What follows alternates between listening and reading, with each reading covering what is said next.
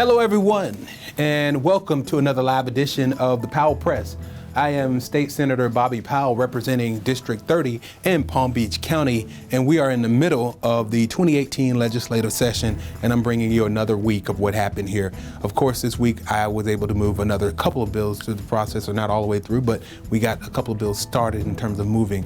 We moved Senate Bill 1790, a bill, an act related to the Baker Act, and it went through the Children and Families Subcommittee. This bill requires the Department of Children and Families to create a work group to evaluate the methods of effectiveness of the Baker Act or what we call the Florida Mental Health Act, commonly known as the Baker Act. It puts 20 people on that committee, on that study group. We also moved the bill through the Criminal Justice Subcommittee. This bill requires the Florida Department of Law Enforcement to establish a continued employment component relating to mental illness training for all law enforcement officers. What it does is officers are required to have a certain amount of training while employed as police officers. This adds mental illness to the list of things that they have to find out that will be defined in terms of that continued training. Of course, this week, the biggest thing we worked on is the over $87 billion budget. I sit on the Full Appropriations Committee, so we worked on that.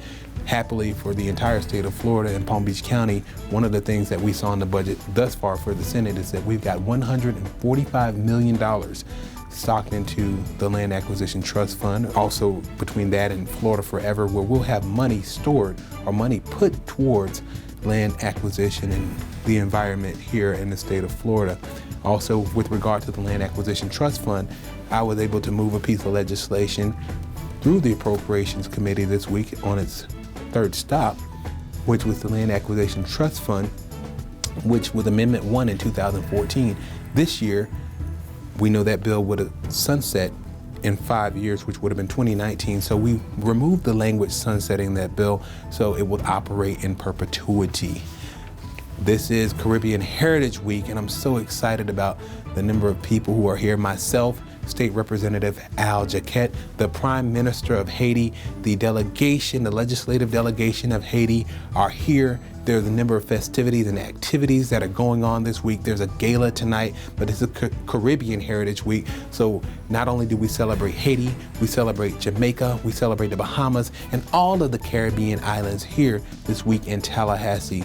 Last but not least, I'm definitely excited. You may have seen me talk about it on Facebook. We passed through the legislature on the floor of the Senate a bill putting Mary McCleod Bethune in the Statutory Hall of the National Statutory Hall in Washington, D.C. That was very, very exciting. Thank you for joining us for another edition of the Powell Press, and we'll see you next week.